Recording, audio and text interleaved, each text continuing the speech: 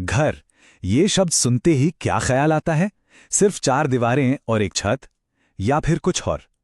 आज हम ये समझने की कोशिश करेंगे कि बच्चों की एक बहुत ही साधारण सी कविता घर के कितने गहरे मतलब को समझाती है और हमारी अपनी समझ को एक नया नजरिया देती है। तो चलिए शुरू करते हैं। ये जो तस्वीर है ना, ये अपने आप में कई कहानियां कह रही है। एक पिता का प्यार है, बचपन की कुछ धुंधली यादें हैं, एक विदाई का लम्हा भी है। और यहीं से हमारा सबसे बड़ा सवाल उठता है, आखिर वो कौन सी चीज है, कौन सा एहसास है जो एक मामूली सी जगह को घर बना देता है? अब इस सवाल का जवाब हम किसी बड़ी फिलॉसफी की किताब में नहीं ढूंढेंगे। नहीं, हम इसका जवाब खोजेंगे एक बहुत ही अनएक्सपेक्टेड जगह पर। भारत की एक स्कूल की किताब में छपी, बच्चों के लिए लिखी गई एक प्यारी सी हिंदी कविता में। तो चलिए इस कविता में जरा और गहराई से उतरते हैं, एक एक करके इसकी परतों को खोलते हैं। सबसे पहले इसके शब्दों और इसमें इस्तेमाल किए गए खूबसूरत मेटाफर्स पर गौर करते हैं। मैं पहला छंद पढ़ता हूं, इसकी सादगी और लय को महसूस कीजिएगा। सुनिए, एक बच्चा अपने पापा से क्या पूछ रहा है। तो देखिए, पहली और सबसे बुनियादी बात, घर हमारी जिंदगी का वो एंकर है, वो लंगर, एक ऐसा सेंटर पॉइंट जहां हम दुनिया में कहीं भी घूम लें, कितना भी खेल लें, आखिर में लौटकर वहीं आते हैं। ये हमारी पहचान का एक पक्का हिस्सा है। अब कविता सिर्फ लौटकर आने की बात नहीं कर रही, अब ये एक कदम और आगे जाती है। जरा सुनिए, ये घर को कैसे एक बहुत ही गहरे इमोशनल एहसास से जोड़ती है। माँ की गोद, सोचिए, ये सिर्फ शब्द नहीं है, ये एक बहुत ही पावरफुल भावना है, खासकर हमारी संस्कृति में। ये एक लाइन घर को एक बिल्डिंग से निकालकर बिना शर्त वाले प्यार, सुरक्षा और अपनेपन के एहसास में बदल देती है। घर एक फीलिंग बन जाती है। और देखिए, इस किताब में जो तस्वीरें हैं वो इसी बात को और पक्का करती हैं। एक तरफ सुरक्षा और सुकून है, तो दूसरी तरफ खुशी और क्रिएटिविटी। मतलब घर वो जगह है जहां ये दोनों ही चीजें एक साथ पनपती हैं। अब आते हैं कविता के आखिरी हिस्से पर, जो घर के एक और बहुत जरूरी रोल पर रोशनी डालता है। वो है हमें रिचार्ज करने की जगह।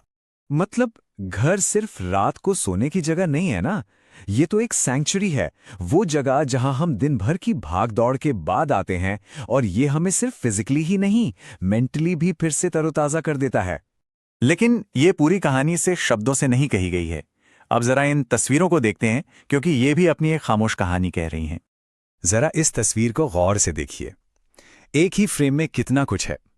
गुजरे हुए कल की एक मीठी याद है, आज का एक सुकून भरा पल है और आने वाले कल की एक विदाई भी।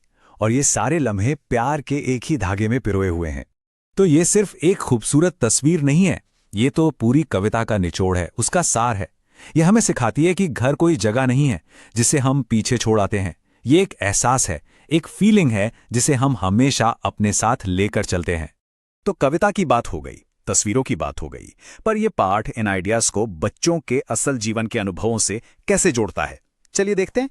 ये सवाल कोई टेस्ट नहीं है, इनका मकसद है बच्चे को अपने अंदर झांकने पर मजबूर करना, अपनी फीलिंग्स को पहचानने और उन्हें शब्दों में ढालने के लिए बढ़ावा देना।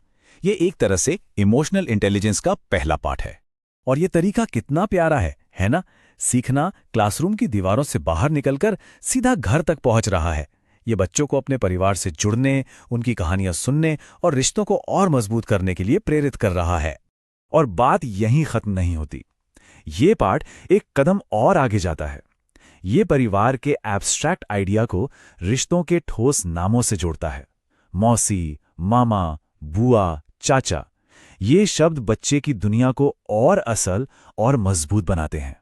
तो हमने कविता देखी, तस्वीरें समझी और एक्टिविटीज पर भी गौर किया। अब इन सबको एक साथ रखकर देखते हैं कि ये मिलकर आखिर क्या संदेश देते हैं।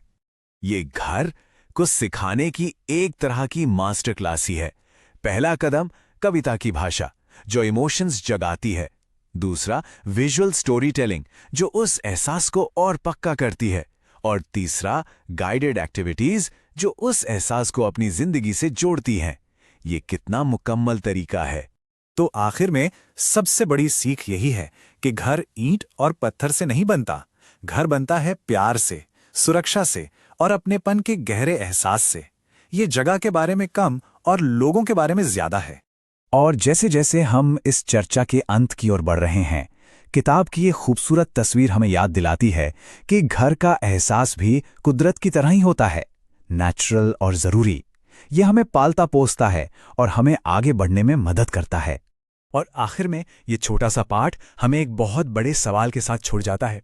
इस भागती दौड़ती बदलती दुनिया में हम ये कैसे पक्का करें कि आने वाली पीढ़ियां घर के इस गहरे और सच्चे मतलब को कभी ना भूलें? ये एक